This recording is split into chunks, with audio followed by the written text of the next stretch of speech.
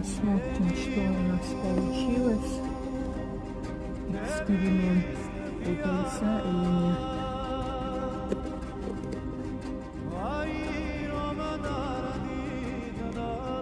Вроде все застыло.